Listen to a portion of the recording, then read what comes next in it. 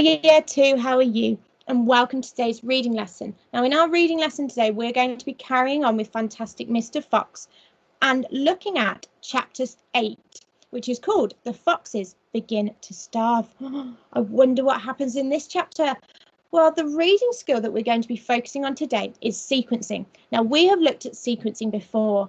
It's when we put events in chronological order, so the order in which they happen. So we're going to be looking at the events in chapter 8 and sequencing them. Now, we've got our friend here, Sequencing Suki. Can you remember some of the questions that Sequencing Suki might ask us? Oh, yes. She might ask us, as I said, to put events in order. So the events in the chapter in order, the order in which they happened, but she might also ask us what happened before something or what happened after something. Or she might even ask us, where does the chapter start? Where are the characters at the start of the chapter? Or where are the characters at the end of the chapter? Now, as well as sequencing, like every lesson, we're also going to be looking at some vocabulary. So we're going to be looking at a word and looking at the words around it to try and work out its meaning. Now, before we do any of that, I would like to see how much you can remember from last lesson, so from chapter 7. So here you have 3 retrieval questions. Number 1, what did the 3 men swear an oath about? Number 2, what did Bean joke that he was going to do to Bunce? Then number 3, what did the message the 3 farmers sent to the farm ask for? Okay, so there's 3 questions based on chapter 7. Please could you pause the video now and have a go at answering these questions. Okay, Year 2. So let's have a look at the first one. What did the 3 men swear an oath about? Well, remember, they swore an oath, which means they made a promise. Now, what did they make a promise about? Well, they're trying to catch the fox, aren't they? So they made a promise. They swore an oath that they wouldn't go back to their farms until the fox was caught, until Mr. Fox was caught. Okay, so they swore an oath. Number 2, what did Bean joke that he was going to do to Bunce? Now, remember, Bunce asked, well, what are we going to do next? He said, what's the next move? And what did Bean say? Well, Bean made a joke that they were going to send Bunce down to the hole to fetch Fantastic Mr. Fox. And Bunce was all scared, wasn't he? And he screamed, not me!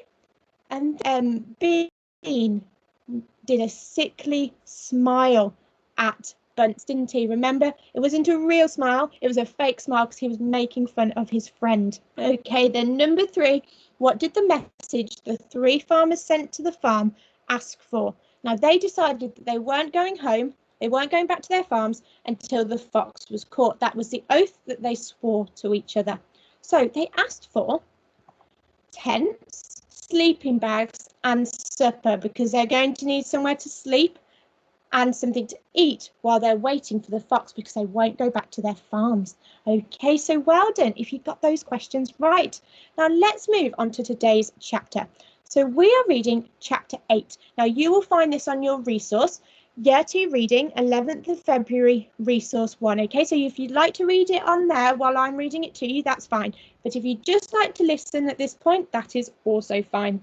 Okay, are you ready? Chapter 8. The foxes begin to starve. Oh dear. Okay. That evening, 3 tents were put up in the crater on the hill. 1 for Boggis, 1 for Bunce, and 1 for Bean. The tents surrounded Mr. Fox's hole, and the 3 farmers sat outside their tents, eating their supper.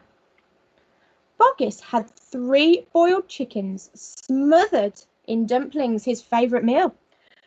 Bunce had 6 donuts filled with disgusting goose liver paste, yuck, and Bean had 2 gallons of cider.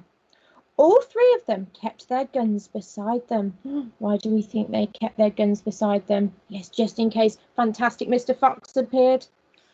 Boggis picked up a steaming chicken and held it close to the fox's hole.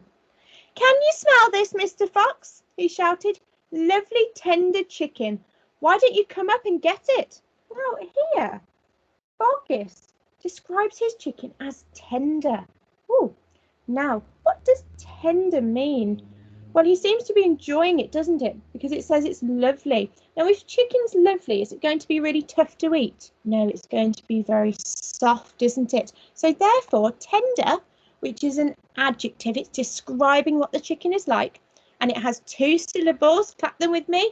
Tender. It means that it's easy to cut or chew. Okay, so it's nice and soft. It's not too tough, which is an antonym of tender.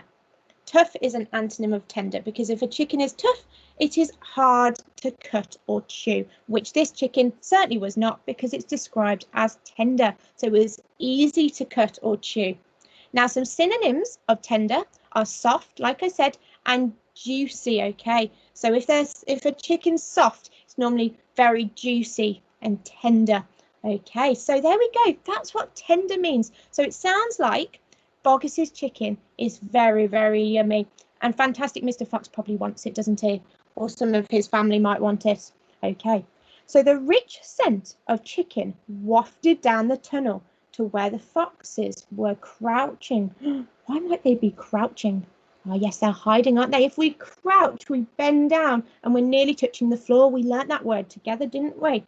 Okay, so, oh, Dad, said one of the small foxes, could we just sneak up and snatch it out of his hand? Don't you dare, said Mrs. Fox. That's just what they want you to do. But we're so hungry, they cried. How long will it be till we get something to eat? Their mother didn't answer them, nor did their father. There was no answer to give, because they don't know when they're going to get something to eat. They don't know when the farmers are going to give up. Now, it tells us here that when Boggis went to Mr. Fox's hole, he said, lovely tender chicken. And then it says, the rich scent, so the rich smell of chicken wafted down the tunnel. Now, if something wafts, what does that mean? Well, it smells nice, doesn't it? And if someone's cooking something that smells nice, it fills the whole house, doesn't it? So therefore, waft means to pass or carry gently through the air. So you can say the smell of my mum's delicious cooking wafted through the air. So it carried gently through the air so that then the whole house could smell it. So Boggis's chicken, the smell of Boggis's chicken went wafting down the hole. So then Fantastic Mr. Fox and his family could smell it. Now, waft is a verb because it's an action. It is what the smell is doing. It's wafting, okay? And we learned that word, remember, when we looked at the Great Fire of London, because we said the smell of the smoke wafted throughout the city, okay? So we described the smoke and we said it's wafting, so it is passing gently through the air so that everybody can smell it. Now, some synonyms are drift. So if something drifts through the air, it passes or carries, it wafts. It's a synonym. And travel, okay? And I've got here, the breeze wafted the scent of the flower, okay? So the lovely smell of the flower was wafting through the air. The breeze was carrying that lovely smell through the air. Okay, now let's carry on to the next page. Page 32. As darkness fell, Bunsen Bean switched on the powerful headlamps of the 2 tractors and shone them onto the hole. Now, said Bean, we'll take it in turn to keep watch. 1 watches while 2 sleep, and so on all through the night. So they're not going to give up. One of them is always going to be awake, watching for Fantastic Mr. Fox. Boggis said, what if the fox digs a hole right through the hill and comes out on the other side? You didn't think of that one, did you? Of course I did, said Bean, pretending he hadn't had he. Go on then, tell us the answer, said Boggis. Bean picked something small and black out of his ear and flicked it away. Oh, yuck. How many men have you got working on your farm? He asked. So we're on the next page now, sorry. How many men have you got working on your farm? He asked. 35, Boggis said. I've got 36, Bunt said. And I've got 37, Bean said. That makes 108 men altogether. We must order them to surround the hill. Each man will have a gun and a flashlight. There will be no escape then for Mr. Fox. Okay, so they've come up with another plan. Now it says that they're going to order the men to surround the hill. Now, if we order someone to do something, what are we doing? Well, they're going to be telling them to stand around the hill, surround the hill with a gun and a flashlight. So they're telling them to do it, aren't they? They're in charge and they're telling the other men what to do. So therefore, to order somebody is a verb, okay? It's something that you do. And it means to give an instruction to do something. And it has 2 syllables. Clap them with me. Order. So as I said, it means to give an instruction to do something. So some synonyms for this are instruct. So if you instruct someone to do something, you give them instructions. And another word is command.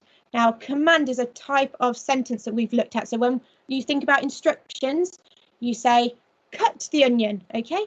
Then cut the onion is an order. It's a command. It's what you have to do next, okay? Then another use of this. So we've used it in the story for how the farmer is going to order the other men to surround the hill. But you could also say the policeman ordered the driver to get out of his car.